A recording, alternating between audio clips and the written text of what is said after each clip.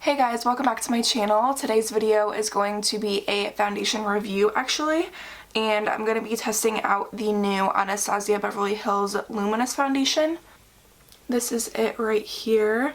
The packaging on it is super pretty. It's a glass bottle and then with a black top, and then the other side just says foundation on it. It's really pretty. I actually really like it.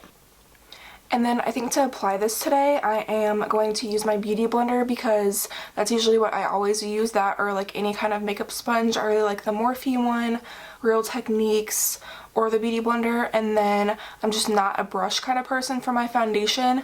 So I know a lot of people, sometimes they do like one side with a brush and one side with a sponge. But since I usually only use a sponge anyway, I'm just going to do my whole face with a sponge. However, I am going to use two different primers on each side of my face just to compare the two. So I'm going to be taking the Becca Backlight Priming Filter, and I'm going to put this kind of just like on the perimeter of my face on both sides. Just because I don't really have a problem with my foundation staying on the perimeter. It's only like around my nose and my chin. So I'm just kind of putting this on over my cheeks. And then up on the forehead, anywhere where I just like to be a little bit more glowy. I know the foundation is supposed to be luminous, so this will probably just help bring that out a little bit more. And then with one side of my face, I'm going to take the Makeup Forever Skin Equalizer and Smoothing. I really like this one, and I kind of want to see how it compares to the other primer that I like. I'm just going to take a little bit and I'm going to put this one on this side. I kind of just like to get on my nose and the little crease, and then a little bit onto the cheek, just where I have larger pores and texture, and where I tend to get more oily. And then I like to put some on my chin as well, because it does tend to break up down here too. And what's ever left, I'm just taking on the center of my forehead on this side though. And then for the other primer, I'm taking this one from Touch in Sol. It's their No Porcelain Primer. I really like this one compared to the Makeup Forever, but I want to compare both of them with the Anastasia foundation to see how it lasts on me throughout the day. Just taking it on this side of my nose. And then down on my chin.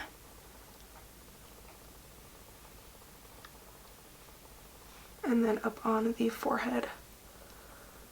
Alright, and then I'm going to just go in with the foundation on my beauty blender. And I'm going to dot it all over.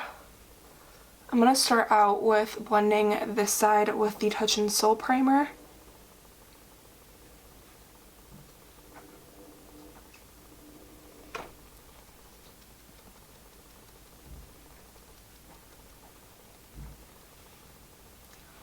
So far the coverage is actually really nice. It's a little bit more full than I expected it to be, because usually, you know, with more glowy foundations, it's a little bit more sheer to medium coverage. But I really like the coverage.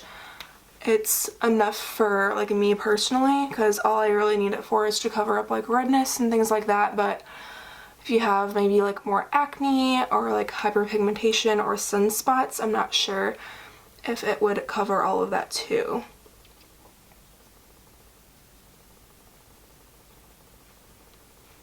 Yeah, that looks like really good. Okay.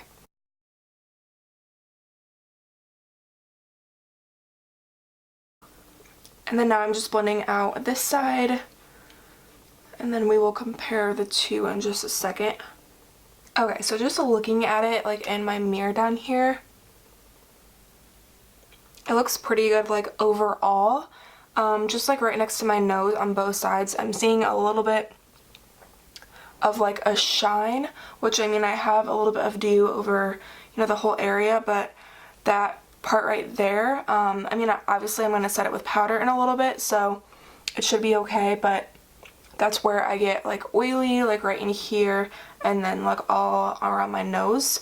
So we'll just see how it lasts throughout the day, but everywhere else it just looks like super pretty, dewy, healthy, but like still full coverage, which I really like. So it is about 10:31 right now, and I have to work today from 12 to 4, so about 4:30 I'll probably come back on here and show you guys how it's looking.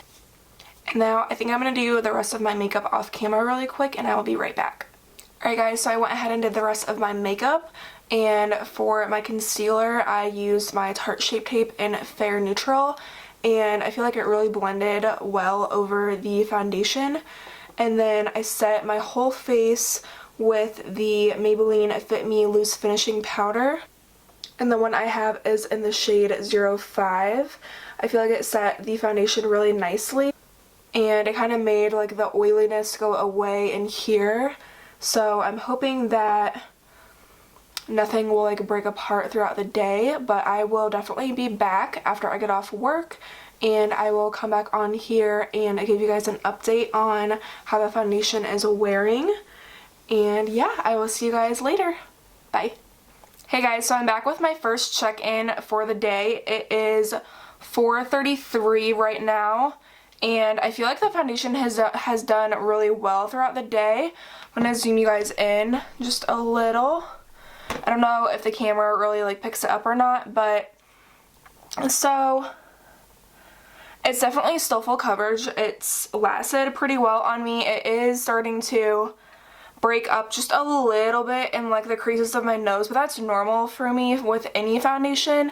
But I think I'm just a little bit oily because it was like, I think 91 today was like the highest temperature. So obviously I'm gonna like be sweating a little bit, although I wasn't like outside really, like I was indoors. But I mean, it's still hot like walking like out to your car, and I have a black car, so it takes a while for it to like cool off on my way home.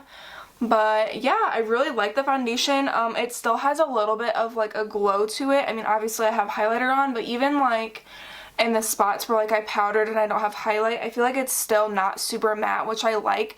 I hate matte foundations because they always settle into my like smile lines, and then this little divot I have like on my chin, and then in my nose too. But it's lasted really well, and it's not really settling too bad into my forehead lines, which I also really like. I have a few fine lines up there too. And then, I mean, under my eyes I have concealer. They're not foundation, so I can't really speak on like lines under your eyes, but it looks really good still. It definitely is like in competition with like my other favorite foundations, like the Estee Lauder Double Wear, the NARS Sheer Glow. I really like that one. The NARS Natural Radiant Longwear Foundation, I love that one as well. Even some drugstore foundations I really like, and it definitely competes with them. I definitely recommend the foundation to you guys.